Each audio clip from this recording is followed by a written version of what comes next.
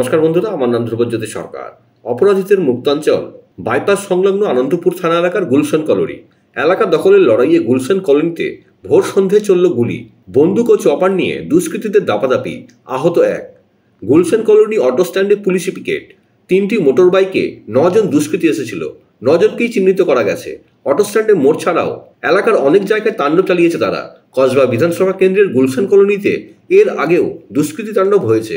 স্থানীয় বাসিন্দারা মুখ খুলতে নারাজ, শূন্যে গুলি চালিয়ে আতঙ্ক তৈরির জন্যই এই তাণ্ডব বলে প্রাথমিকভাবে মনে করছে পুলিশ। সন্ধ্যে 7টা নাগাদ জমজমাট ভিড় অটো স্ট্যান্ডে, অথচ কাউকে টার্গেট করেনি দুষ্কৃতীরা। সেই জন্যই প্রাথমিকভাবে পুলিশের তদন্তে উঠে এসেছে এলাকা দখলের জন্য আতঙ্ক তৈরি করাই ছিল ওই দুষ্কৃতীদের আসল উদ্দেশ্য। কলকাতার অপরাধ জগতের অন্ধকূপ হলো এই গুলশান কলোনি। এই কলোনিতে প্রচুর বাংলাদেশি মুসলিমরা এসে ঘাঁটি ঘেড়েছে। প্রায়শই ভিন রাজ্যের পুলিশ এসে ওই এলাকায় হানা দিয়ে গ্রেফতার করে নিয়ে যাচ্ছে মাসের পর মাস লুকিয়ে থাকা বাংলাদেশিদের।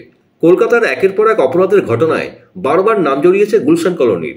ঘন জনবসতি এবং ঘিঞ্জি এলাকায় দুষ্কৃতীদের দৌরাত্ম নিয়ে উদ্বেগ এই প্রথমবার নয়, আগেও একাধিকবার এই কথা শোনা গেছে।